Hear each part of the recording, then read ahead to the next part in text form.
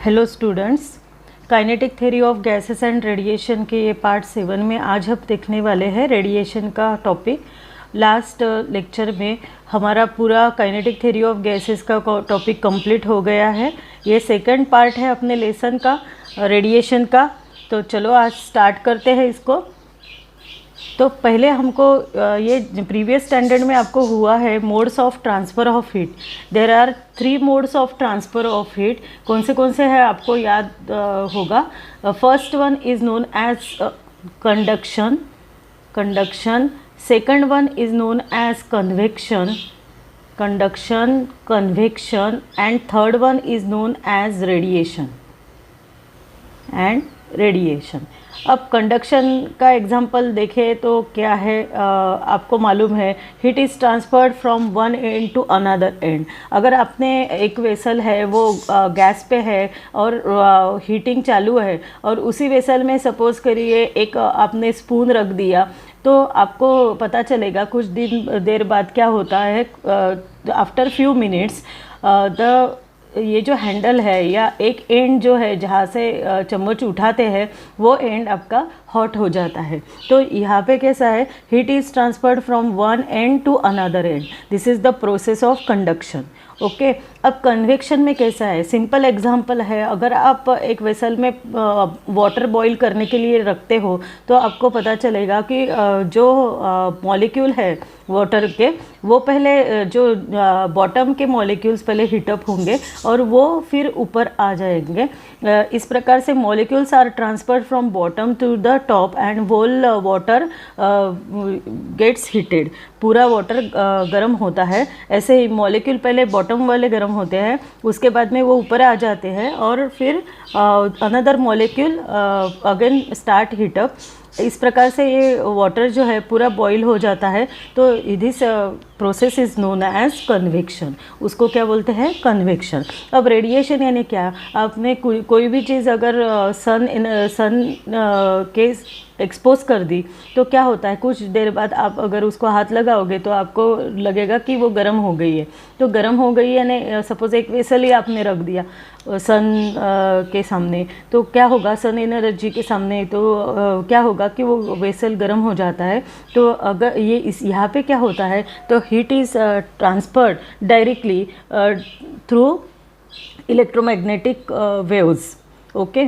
तो this process is known as radiation. उसको ही क्या बोलते हैं, रेडिएशन। तो आपने अभी देखा कि ये जो first 2 modes of transfer of heat है यानी कंडक्शन और कन्वेक्शन, दे रिक्वायर्स मटेरियल मीडियम। इनको किसकी आवश्यकता है, मटेरियल मीडियम की आवश्यकता है। ठीक है। जो पहले 2 है कंडक्शन एंड कन्वेक्शन के लिए मटेरियल मीडियम इज़ नेसेसरी और required for transmission of heat. But in case of radiation के लिए it does not need a material medium. Okay. यहाँ पे कोई मीडियम की आवश्यकता नहीं है। डायरेक्ट सन रेज में आपने आपका वेसल रखा था वो गर्म हो गया है। ठीक है। तो यही एग्जांपल आपने अभी देखा है कि जो सन रेज के वजह से बिना कुछ बीच में कुछ अपना मीडियम नहीं है, डायरेक्टली अपना वेसल गर्म हो रहा है। ठीक है। तो ये यहाँ पे मटेरियल मीडियम की आवश्यकता नहीं है किसमें, रेडिएशन में। तो इसीलिए radiation is the fastest mode of heat transfer. Radiation को क्या रेडिएशन कैसी प्रोसेस है, it is fastest mode of heat transfer as compared to conduction and convection transfer. Okay. यहाँ तक आपको समझ में आया कि रेडिएशन कैसा है। फिर radiation is the fastest mode of heat transfer. ठीक है। तो ये जो रेडिएशन में term radiation, it indicates the continuous emission of energy from the surface of any body because of its thermal energy. ठीक है। यहाँ पे सिर्फ रेडिएशन यानी ये नहीं है, तो it is also term as emitted energy. It is known as radiant energy in the form of electromagnetic wave. ठीक है। तो देयरफॉर रेडिएशन मीन्स क्या है फिर, देखेंगे दूसरे इसमें लिखती हूँ मैं, रेडिएशन यानी क्या है। फिर अब हमको ये लेसन में रेडिएशन ही देखना है। तो रेडिएशन यानी क्या है, the process of transfer of heat bye radiation does not acquire any material medium since electromagnetic waves travel through the vacuum. ये आपको मालूम है कि अभी हमने देखा कि रेडिएशन यानी क्या है कि it does not require any material medium and it is a very fastest mode of transfer of heat in the form of, किसके फॉर्म में होता है transfer of heat, electromagnetic waves, electromagnetic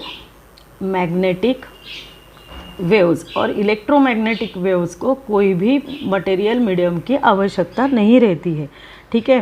तो heat transfer by the radiation is possible through the vacuum as well as through a material medium transparent to this radiation. यानी ये heat transfer जो है it is possible through the vacuum as electromagnetic waves also travel through the vacuum। electromagnetic waves travel होती है vacuum से भी, इसीलिए अब हम बोल रहे हैं कि radiation heat energy is transferred by means of electromagnetic waves in the case of radiation, and electromagnetic waves are traveled through the vacuum also। so we say that radiation is also the और radiation जो process है वो vacuum में भी possible है, ठीक है। तो ये यहाँ तक समझ में आया। तो यहाँ पे physical contacts of the bodies की कुछ भी आवश्यकता नहीं है, और फॉर एक्सचेंजिंग ऑफ हीट यानी फिज़िकल कांटेक्ट होना चाहिए ऐसा कुछ भी नहीं है।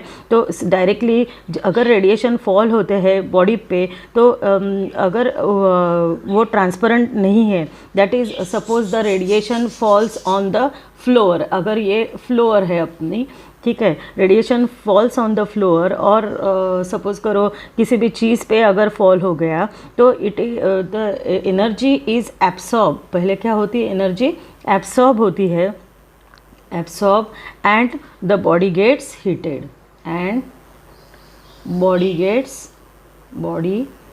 gets heated। एनर्जी क्या होती है एब्सॉर्ब होती है और बॉडी कैसे होती है गर्म हो जाती है, ठीक है। अब ये जो है electromagnetic radiation emitted by the bodies which are at higher temperature with respect to the surrounding is known as thermal radiation. उसी को क्या बोलते हैं थर्मल रेडिएशन। ये समझ में आया कि आपको रेडिएशन यानी क्या। तो अब रेडिएशन थर्मल रेडिएशन यानी क्या उसकी डेफिनेशन मैं यहाँ पे लिखती हूँ क्या है, तो इसको सब इरेज कर देती हूँ। तो ये समझ में आया ना कि अगर रेडिएंट एनर्जी अगर falls on this floor then और एनी बॉडी, देन फ्लोर बोलो या बॉडी बोलो, यहाँ पे बॉडी लिखती हूँ, then energy is absorb, first it is absorb and then body gets heated, okay. तो it is known as radiation. और ये जो एनर्जी हो रही है वो it transfer in the form of electromagnetic waves, ठीक है। तो अब थर्मल रेडिएशन यानी क्या है उसकी डेफिनेशन मैं यहाँ पे लिखती हूँ। देखो थर्मल रेडिएशन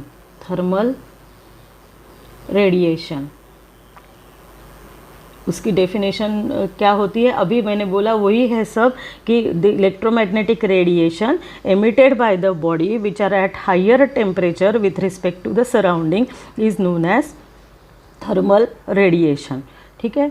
तो the electromagnetic radiation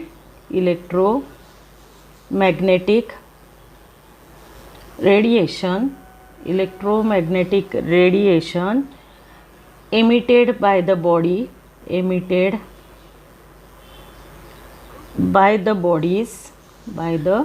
bodies which are at higher temperature,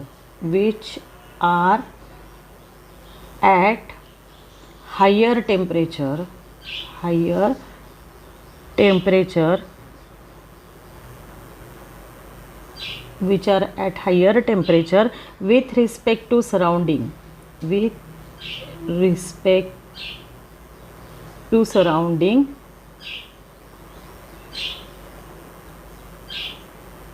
is called or is known as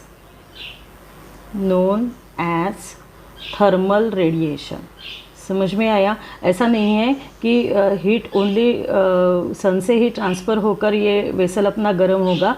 ये ऐसा भी है कि सपोज़ एक आधी हॉट बॉडी आपने रख दी है, उससे भी टेम्परेचर एमिट हो रहा है, तो इसीलिए यहाँ पे लिखा है कि the electromagnetic radiation emitted by the bodies which are at higher temperature. अगर बॉडी हॉट है with respect to the surrounding, तो वहीं पे भी ये क्या होगा, heat is transferred by radiation. अगर आपने एक कप में अगर बहुत गर्म चाय ले ली है और फिर क्या होता है, इसको वैसे रहने दी, और सपोज़ कीजिए कि कोल्ड एटमॉस्फियर है, कोल्ड टेम्परेचर है अपना, या विंटर सीजन है, तो क्या होगा, अपनी चाय ठंडी हो जाती है, यानी heat is transferred from the hot body to the surrounding which is cold. Okay, तो this is known as thermal radiation. Thermal radiation की डेफिनेशन एक बार पढ़ते हैं फिर। द इलेक्ट्रोमैग्नेटिक रेडिएशन एमिटेड, इसलिए एमिट रेडिएशन यानी सिर्फ एब्सॉर्ब प्रोसेस नहीं है, तो एमिशन भी होता है यहाँ पे, रेडिएशन यानी एमिशन भी होता है एनर्जी का by the bodies which are at higher temperature. गर्म बॉडी से भी एमिशन होता है, ठीक है, with respect to the surrounding is known as thermal radiation. Okay, समझ में आया फिर? तो अब थर्मल रेडिएशन आपको कॉन्सेप्ट क्लियर हुआ होगा। अब इसके ऊपर से, अब थर्मल एनर्जी के ऊपर से ही हम 3 कोएफिशिएंट देखने वाले हैं। Coefficient of absorption, coefficient of reflection and coefficient of transmission. तो देखो नेक्स्ट इसमें लिखती हूँ मैं, तो यहाँ तक आपको समझ में आया होगा। तो अब देखो हम देखने वाले हैं कि कोएफिशिएंट ऑफ एब्सॉर्प्शन यानी क्या है, कोएफिशिएंट ऑफ ट्रांसमिशन क्या है, और कोएफिशिएंट ऑफ रिफ्लेक्शन क्या है। तो अब हम कंसिडर करेंगे कि रेडिएशन फॉल हो रहा है एक सरफेस पे, ऑब्जेक्ट के एक सरफेस पे फॉल हो रहा है। If radiation is fall on the object, तो यहाँ पे मैं ऐसा लिखती हूँ, रेडिएशन फॉल हो रहा है एक ऑब्जेक्ट पे। सपोज दिस इज़ ऑब्जेक्ट, ठीक है। तो ऑब्जेक्ट पे अगर फॉल हो रहा है तो अब हीट एनर्जी जो रहती है वो कैसे होगी, तो फर्स्ट इट इज़ रिफ्लेक्टेड। कौन, यहाँ पे मैं हीट एनर्जी लिखती हूँ, heat energy first it is reflected. Okay, second, first reflect हो जाती है कुछ पार्ट उसका, ठीक है, सम पार्ट इज़ एब्सॉर्ब, कुछ पार्ट उसका एब्सॉर्ब हो जाता है, एंड सम पार्ट उसका क्या हो जाता है, transmit, some part is transmitted. Okay, यानी जैसे ये थर्मल रेडिएशन फॉल होता है एक ऑब्जेक्ट पे, तो क्या होता है, हीट एनर्जी का कुछ पार्ट रिफ्लेक्ट होता है, some part is reflected, some part is absorb and some part is transmitted, ठीक है। तो जो एनर्जी इंसिडेंट हो रही है ऑब्जेक्ट पे, suppose it is Q energy, Q amount of total energy incident हो रही है on the surface of the object, और जो रिफ्लेक्ट हो रही है, तो सपोज कीजिए जो रिफ्लेक्ट हो रही है, तो it is denoted bye Q R. जो रिफ्लेक्ट हो रही है, कितनी एनर्जी रिफ्लेक्ट हो रही है, सपोज करो Q R is the energy reflected, ठीक है, एंड एब्सॉर्ब होने वाली एनर्जी है सपोज क्यू ए, और ट्रांसमिट होने वाली है क्यू टी, ठीक है। तो क्यू ए, क्यू आर और क्यू टी क्या है, the amount of heat reflect, absorb और transmit,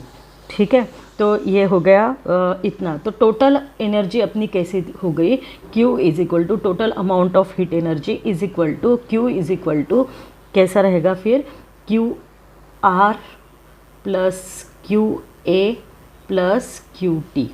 okay, it is sum of all the 3, ऐसी रहेगी अपनी टोटल एनर्जी। समझ में आया ये कैसा करना है? तो एक कंसिडर करेंगे कि thermal radiation falls on the object, ठीक है। तो हीट एनर्जी जो यूज़ होगी, it is divided into 3 parts. First part, some amount of heat is reflected, some part of heat is absorb and some part of heat is transmitted, ठीक है। Let Q R is the energy which is amount of energy reflected, Q A is the amount of energy which is absorb and Q T is the amount of energy which is transmitted, so the total amount of heat energy कैसी रहेगी, Q is equal to Q R plus Q A plus Q T. Okay, अब suppose करो मैं इसको अब divide करती हूँ total amount of energy से, तो कैसा होगा देखो, ये यहाँ पे मैं लिखती हूँ अपना इक्वेशन क्या था, Q is equal to Q A plus, ऐसा लिखती हूँ Q R plus Q T. ठीक है, तो अगर डिवाइड किया हमने डिवाइडिंग बाय Q, तो क्या आता है, Q by Q is equal to Q A by Q plus Q R by Q plus Q T by Q. Okay, तो यहाँ पे 1 is equal to Q A by Q plus Q R by Q plus Q T by Q, ऐसा आपको मिल रहा है। तो Q A by Q हमने अभी देखा, क्यू ए बाय क्यू क्या है, तो it is known as A, let this first ratio it is known as QA by Q। यहाँ पे मैं ऐसा लिखती हूँ, it is A, let it is A, and QR by Q it is equal to R, and QT by Q suppose it is equal to T। ठीक है, यहाँ तक समझ में आया। तो फिर अब इसको T नहीं बोलते हैं, इसको TR बोलेंगे, it is known as TR। ठीक है, तो यहाँ पे ये आपको मैंने ऐसा कर दिया है कि जो रेशो है Q A upon Q, let it is A, Q R upon Q it is R, and Q T upon Q it is suppose it is T R. All the three यानी A R और T R known as ये A जो है यहाँ पे मैं लिखती हूँ, ए क्या है, A is known as coefficient of absorption, coefficient of absorption. A को क्या बोलेंगे, कोएफिशिएंट ऑफ एब्सॉर्प्शन। जो आर है it is known as coefficient of reflection, and जो टी आर है it is known as coefficient of transmission. T R is known as coefficient of transmission.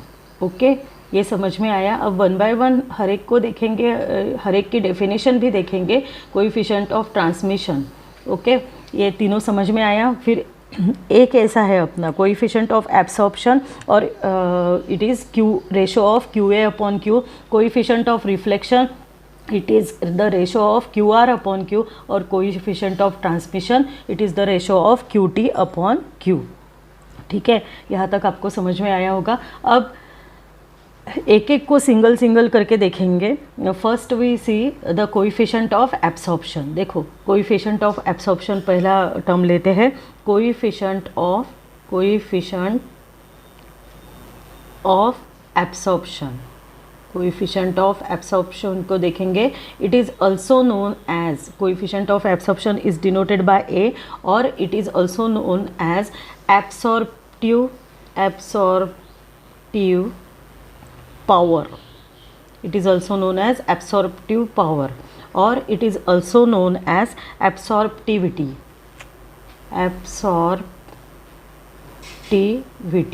Okay, ये हम देखने वाले हैं, और इट इज़ डिनोटेड बाय ए। किससे डिनोट करते हैं, ए से डिनोट करते हैं। अभी हमने देखा, तो ए की वैल्यू हमने अभी लिखी है, A is equal to Q A upon Q. ठीक है, ऊपर क्या है, ऊपर है total amount of energy absorb, ये है ऊपर की टर्म है अमाउंट ऑफ एनर्जी, थोड़ा मैं शॉर्ट लिख रही हूँ, एनर्जी एब्सॉर्ब। ठीक है, और नीचे क्या है, इट इज़ क्यू क्या है, Q is known as total amount of energy, total quantity of heat भी बोल सकते हैं, टोटल क्वांटिटी ऑफ हीट। बस हो गई डेफिनेशन, अपने उसके तरफ देखकर ही डेफिनेशन हो जाती है। ए यानी क्या है, कोएफिशिएंट ऑफ एब्सॉर्प्शन। ठीक है, तो क्या बोलेंगे फिर, it is the ratio of amount of heat absorb to the total quantity of heat incident is called coefficient of absorption. उसको क्या बोलेंगे, कोएफिशिएंट ऑफ एब्सॉर्प्शन। मैं लिखती हूँ इसकी डेफिनेशन, देखो क्या है, द रेशो दिख रहा है आपको, Q A upon Q, it is the ratio है, ratio of amount of heat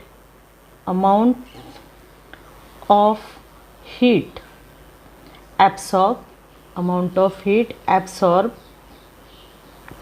to total quantity of heat incident, to total quantity of heat incident is called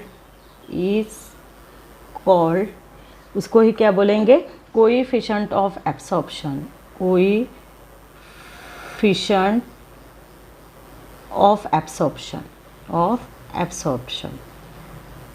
ठीक है, समझ में आया। फिर coefficient of absorption it is denoted by A. अब ये कैसा है, कोएफिशिएंट है तो उसको ये dimensionless quantity, it has no dimension नहीं रहेगा। ठीक है, तो समझ में आया। The ratio of amount of heat absorb to the total quantity of heat incident is called coefficient of absorption, और it is also known as absorptive power, और it is known as absorptivity. Okay, बहुत easy part है ये। Second अब देखेंगे coefficient of reflection, और it is known as reflectance. ठीक है, तो देखो क्या है, सेकेंड देखेंगे अभी, coefficient of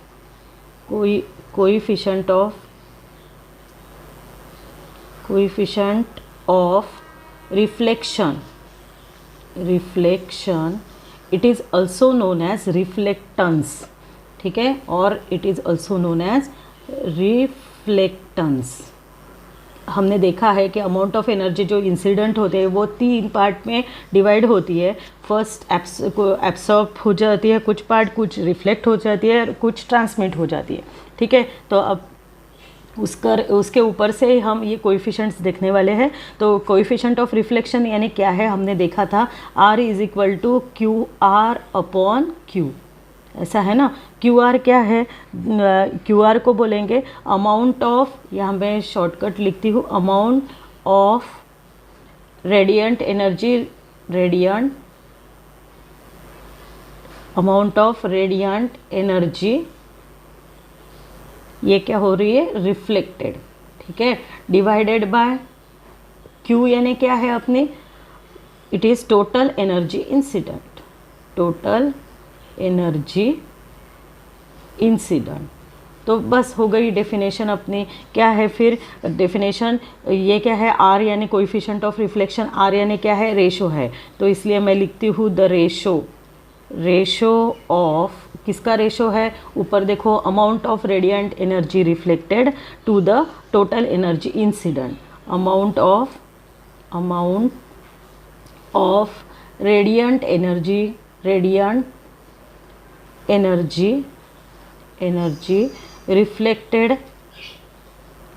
reflected to the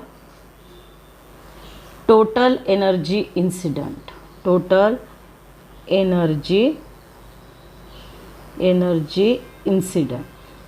incident is called coefficient of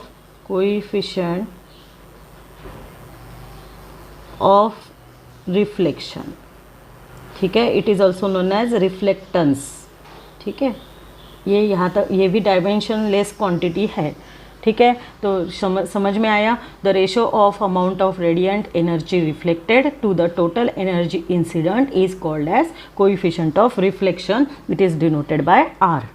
ठीक है, अब थर्ड वाला देखेंगे, कोएफिशिएंट ऑफ ट्रांसमिशन और transmittance, it is also known as coefficient of transmission और ट्रांसमिटेंस। ठीक है, तो देखेंगे थर्ड वाला, coefficient of transmission.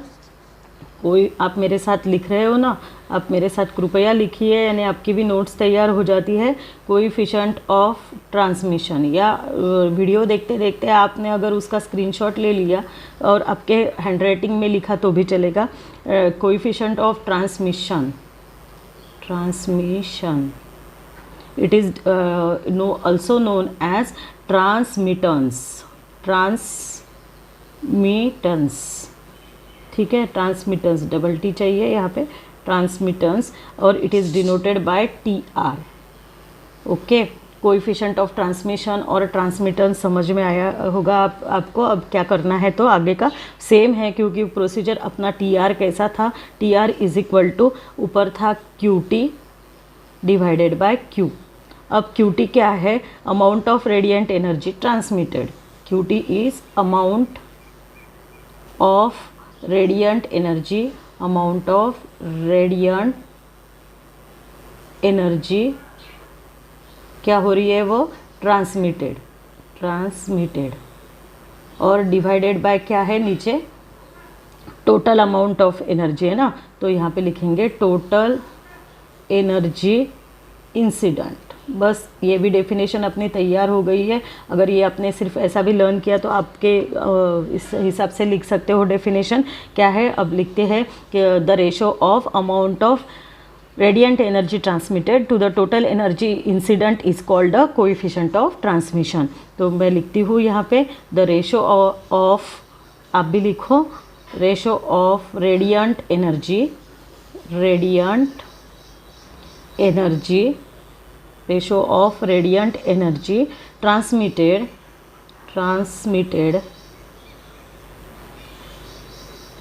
To the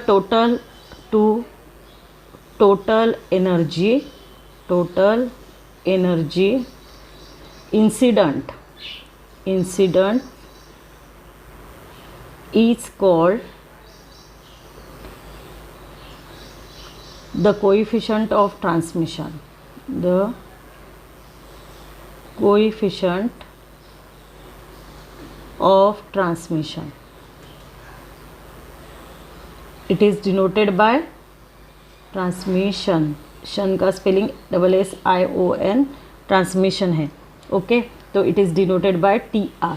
तो समझ में आई ये definition. The ratio of radiant energy transmitted to the total energy incident is called the coefficient of transmission. ठीक है, ये अपनी तीनों डेफिनेशन 3 मार्क्स के लिए आ सकती है कि define coefficient of absorption, coefficient of reflection and coefficient of transmission. ये तीनों भी डेफिनेशन आ सकती है। तो ये सभी क्वांटिटीज़ जो है AR और TR, ये कैसे है, they are the ratios of thermal energies and they are dimensionless quantities. सभी थर्मल एनर्जी का रेशो है और वो कैसा है, उनको डायमेंशन नहीं रहते हैं। ठीक है, तो अब अलग अलग ये देखेंगे कि सपोज़ करो कि जो एनर्जी रिफ्लेक्ट हो रही है वो सपोज़ है 0 है, यानी एनर्जी रिफ्लेक्ट ही नहीं हो रही है, हीट एनर्जी रिफ्लेक्ट ही नहीं हो रही है, एब्सॉर्ब भी नहीं हो रही है, only it is transmitted, that is TR is equal to 1 देखते हैं। तो जो है सभी एनर्जी, पूरी की पूरी एनर्जी ट्रांसमिट हो जाएगी ऑब्जेक्ट से, तो it is known as perfect transmitter. Perfect transmitter, उसको क्या बोलेंगे, परफेक्ट ट्रांसमीटर। तो परफेक्ट ट्रांसमीटर कौन रहता है, for that R coefficient of, ये क्या है, reflection is equal to 0, coefficient of absorption is equal to 0, but coefficient of transmission is equal to 1। That object is known as perfect transmitter और perfect transmitter, और the object is said to be complete transparent to the radiation. उसको और भी बोल सकते हैं, it is completely transparent to the radiation. ठीक है, तो परफेक्ट ट्रांसमिशन समझ में आया, क्या कंडीशन है फॉर परफेक्ट ट्रांसमिशन, ये MCQ के लिए आ सकता है, R is equal to 0, A is equal to 0 और TR इज इक्वल टू 1। तो body is said to be perfect transmission, perfect transmitter.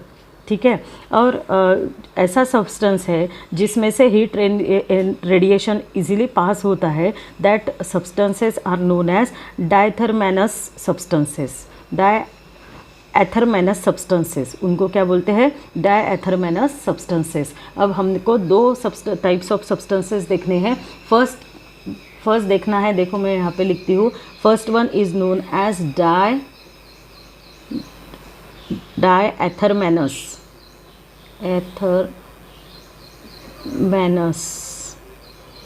Substances बोलो या बॉडी भी बोल सकते हो, डायथरमैनस बॉडी भी बोल सकते हो। ठीक है, तो क्या है डायथरमैनस बॉडी, यानी क्या है, through which heat radiation can पास, यानी हीट रेडिएशन अगर पास होता है, रेडिएशन पास होता है, that body is known as diathermanous body. ठीक है, तो यहाँ पे जो है टी आर यानी coefficient of transmission is not equal to 0। ठीक है, और जो डायएथरमेनस बॉडी है ये इट इज़ नाइदर, यहाँ पे मैं लिखती हूँ नाइदर गुड एब्सॉर्बर और नॉर रिफ्लेक्टर, क्योंकि हमने देखा है कि A इज़ इक्वल टू 0 है और R इज़ इक्वल टू भी 0 है। तो यहाँ पे मैं लिखती हूँ लगे तो कि neither good absorber, neither good absorber और it is not good reflector. ठीक है, बिकॉज यहाँ पे A इज़ इक्वल टू 0 रहता है, R इज़ इक्वल टू भी 0 रहता है। ठीक है, तो कौन से एग्जाम्पल क्या है डायएथरमेनस सब्सटेंसेस या बॉडी के? इट ग्लास है, glass is known as diathermanous body, और क्वार्ट्स और सोडियम क्लोराइड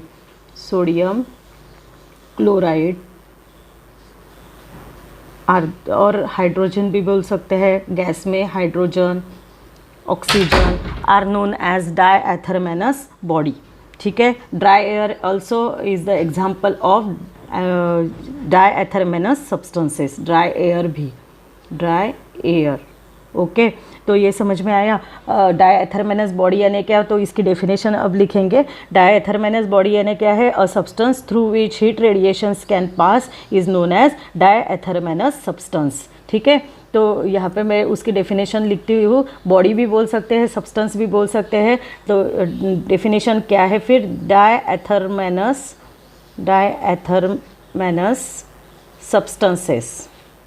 सब्सटेंस की डेफिनेशन लिखेंगे आप। इजी है ना, कि रेडिएशन पास होता है उसको ही बोलते हैं heat radiation can pass, it is known as diathermanous substances. A substance through which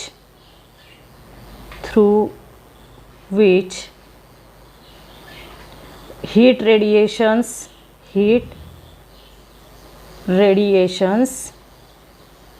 can pass is known as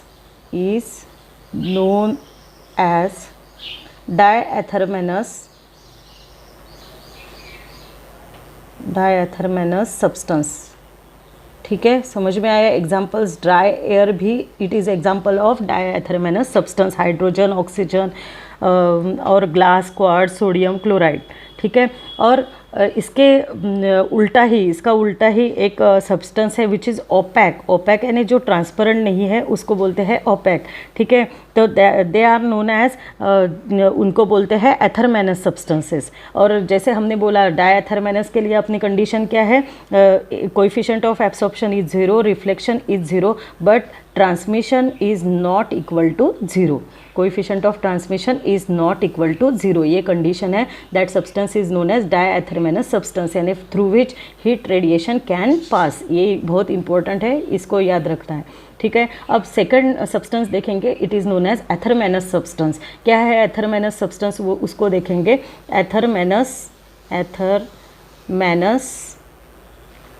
substance, अब उसके लिए कंडीशन क्या होगी वो देखेंगे। डायएथरमेनस से उल्टा है ये, तो यहाँ पे टी आर की वैल्यू वहाँ पे नॉट इक्वल टू थी, यहाँ पे इक्वल हो जाएगी, और ए इज़ इक्वल टू भी 0, but R is equal to क्या रहेगा? 1 रहेगा। ये कंडीशन रहती है। तो that type of substance is known as athermanous substances. यानी क्या है? ये जो ऑब्जेक्ट है, it does not transmit any radiation, it is said to be opaque to the radiation, जो ट्रांसमिट नहीं करता है। तो यहाँ पे जो A प्लस R की वैल्यू जो रहती है, इट इज़ इक्वल टू 1 रहती है। यानी मेन कंडीशन क्या है आपकी? T R is equal to 0 and A plus R is equal to 1। तो ये नहीं A plus R is equal to 1 बोल सकते हो, क्योंकि A is equal to 0, R is equal to 1 है, तो A प्लस आर मिल के क्या हो गया? It is 1। और object does not transmit any radiation, it is known as, जो not transmit any radiation, it is known as, that type of object is known as opaque object. Opaque. ठीक है, ये समझ में आया। तो एथर माइनस सब्सटेंस क्या है? Substances which are largely opaque to the thermal radiations, that is do not transmit heat radiations incident on it are known as athermanous substances. ठीक है, यही डेफिनेशन है अपनी। यहाँ पे मैं लिखती हूँ substances which are largely opaque, which are largely opaque to thermal radiations,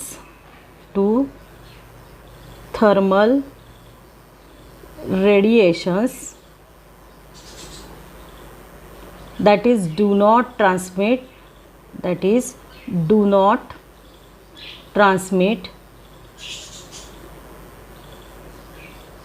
heat radiations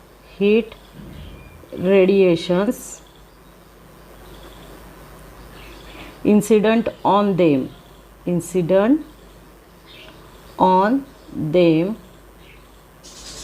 are known as ether minus